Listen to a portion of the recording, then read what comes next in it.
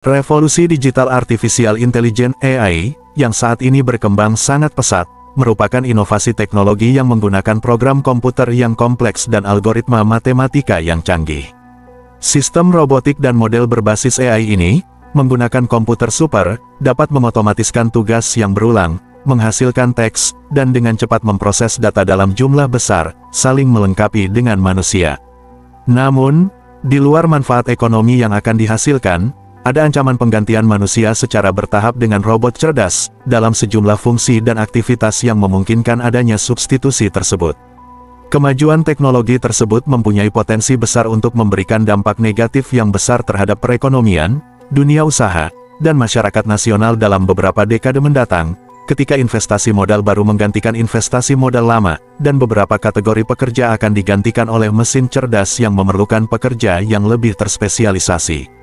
Hal ini bahkan mungkin bisa mengarah pada dunia baru yang berani, distopia, jika mesin otak otonom, di era futuristik berikutnya, mampu mengembangkan diri dan mampu berpikir sendiri, dan mungkin, bahkan bisa belajar memprogram otak lain, mesin, dengan hampir tidak ada masukan manusia. Segala penemuan teknologi menghasilkan kemajuan yang positif, namun dapat juga dibarengi dengan berbagai gangguan dan dampak negatif. Misalnya penemuan pisau yang dapat digunakan untuk memotong roti, tapi itu juga memungkinkan seseorang untuk menggorok leher seseorang. Demikian pula, penemuan dinamit dan bahan peledak membantu industri pertambangan, namun juga membuat perang menjadi lebih mematikan dan meningkatkan kekuatan destruktif teroris 10 kali lipat. Hal yang sama juga terjadi pada penemuan fisi atom, yang mengarah pada pengembangan energi nuklir. Penemuan ini memungkinkan dihasilkannya listrik, hal ini juga memungkinkan pembuatan bom atom dan menghancurkan seluruh kota beserta penduduknya. Sulit untuk mengetahui secara pasti, sebelumnya, apa tujuan dari sebuah teknologi baru, baik atau buruk, bagi kemajuan ekonomi atau kemunduran manusia.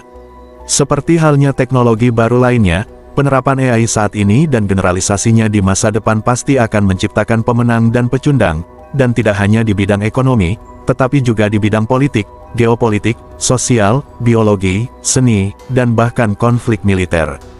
Oleh karena itu penting untuk menilai apakah pihak yang diuntungkan akan lebih banyak dibandingkan pihak yang dirugikan, atau justru sebaliknya, dengan sejumlah kecil operator yang berhasil dan sejumlah besar perusahaan yang dapat dibelanjakan.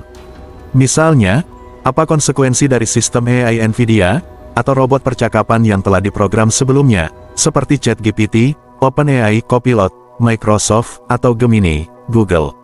Akankah kebijakan-kebijakan tersebut meningkatkan taraf hidup dan kualitas hidup sebagian besar orang, atau akankah kebijakan-kebijakan tersebut membiarkan sebagian orang menjadi kaya, namun membuat seluruh kategori pekerja menjadi ketinggalan zaman dan menjadi miskin? Jika hal ini terjadi, hal ini dapat meningkatkan kesenjangan pendapatan dan kekayaan. Memang benar, setiap revolusi industri di masa lalu membuat beberapa pionir kapitalis sukses menjadi sangat kaya. Misalnya, ada suatu periode di Amerika Serikat, pada akhir abad ke-19, yang disebut era Robert Barons. Ini adalah masa yang ditandai dengan monopolis kayak Carnegie, Rockefeller, Vanderbilt, Mellon, dalam industri baja, minyak, kereta api atau keuangan, yang menghancurkan pesaing, mencurangi pasar, dan pemerintahan yang korup. Pada tingkat politik dan geopolitik, mungkinkah saat ini beberapa oligarki jahat dapat menggunakan mesin digital tersebut untuk memantau dan mengendalikan masyarakat dengan lebih baik dan agar lebih mudah melancarkan perang di masa depan? Semua ini bukanlah sekedar permasalahan teoretis. Pentagon AS sudah berencana menggunakan robot dan drone cerdas, yang dikendalikan oleh kecerdasan buatan, untuk melancarkan perang di masa depan. Untuk perekonomian secara keseluruhan, kita dapat merujuk pada siklus bisnis ekonomi jangka pendek, menengah, dan panjang. Misalnya, bertahun-tahun berlalu antara penemuan komputer raksasa pertama, sebesar gedung, pada tahun 1946, dan inovasi komputer portabel di pasar komputer, pada tahun 1977, dan kemudian hadirnya komputer Macintosh Apple, pada tahun 1998. Revolusi industri pertama tahun 1760 sampai tahun 1870 dimulai pada pertengahan abad ke-18 di Inggris, pada industri tekstil. Untuk pertama kalinya dalam sejarah, produksi dan konsumsi secara keseluruhan di suatu negara dapat tumbuh lebih cepat dibandingkan pertumbuhan populasi, berkat peningkatan produktivitas yang dimungkinkan oleh inovasi teknologi dan teknik produksi. Penemuan sumber-sumber energi baru, seperti gas dan minyak, selain batu bara, dan listrik merupakan inti dari revolusi industri kedua tahun 1870 sampai tahun 1914. Hal ini memunculkan inovasi dalam sarana transportasi kereta api, kapal uap, mobil, dan pesawat terbang.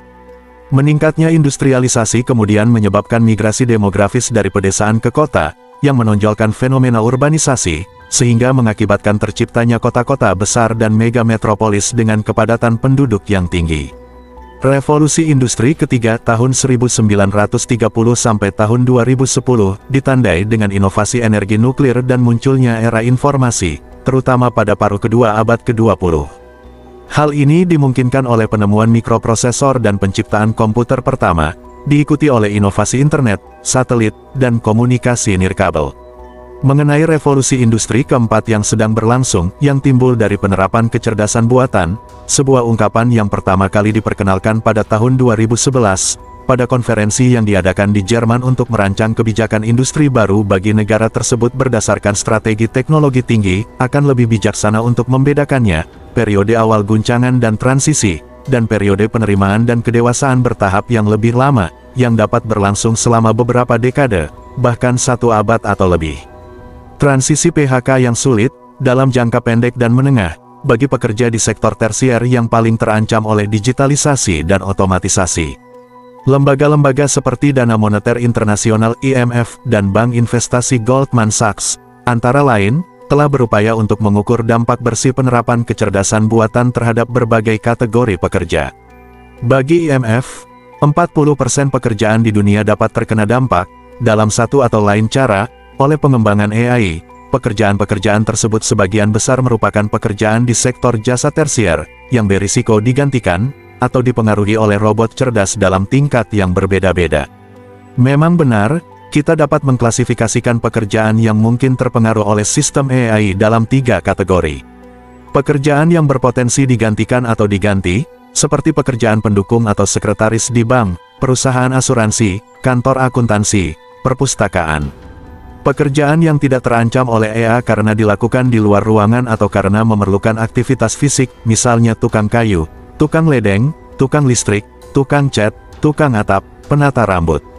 Sebagian besar pekerjaan akan dipengaruhi oleh AI pada tingkat tertentu, khususnya di bidang keuangan, pendidikan, kesehatan, kedokteran, teknik, administrasi, sibernetika, video game, dan lain-lain. Misalnya, dalam sebuah penelitian yang diterbitkan pada Maret tahun 2023, Goldman Sachs memperkirakan seberapa besar kecerdasan buatan dapat memengaruhi lapangan kerja bagi perekonomian Amerika secara keseluruhan. Kesimpulan mereka adalah bahwa AI dapat menggantikan 7% pekerjaan saat ini, terutama pekerjaan kantoran dan pekerja kerah putih, di tahun-tahun mendatang. Revolusi kecerdasan buatan tidak diragukan lagi dapat menggantikan dan menciptakan lapangan kerja, dan, dengan meningkatkan produktivitas tenaga kerja, menciptakan kekayaan. Namun, hal ini berisiko menyebabkan gejolak di pasar tenaga kerja tertentu dan mengakibatkan PHK besar-besaran terhadap pekerja di beberapa industri. Inilah sebabnya mengapa pemerintah, yang bertanggung jawab atas kepentingan umum, harus memastikan bahwa tidak ada ekses ekonomi dan sosial yang besar dan menyesuaikan program pendidikan dengan kualifikasi yang dibutuhkan di masa depan. Mereka juga harus memastikan bahwa pekerja yang berpotensi terkena PHK mendapat kompensasi dan bahwa kekayaan baru yang dihasilkan dapat bermanfaat bagi masyarakat secara keseluruhan, dan tidak hanya segelintir operator. Hal ini bukanlah tugas yang mudah karena terdapat persaingan internasional antar negara untuk memonopoli dampak menguntungkan dari teknologi baru. Saat ini, negara-negara yang menjadi garda terdepan dalam regulasi teknologi kecerdasan buatan dan sistem AI adalah Uni Eropa, Tiongkok, Amerika Serikat, dan Inggris, telah mengajukan kerangka peraturan awal dan strategi digital yang disebut Undang-Undang AI. Tujuannya adalah untuk mengidentifikasi risiko yang dapat diterima dan tidak dapat diterima yang akan timbul dari penerapan teknologi digital baru.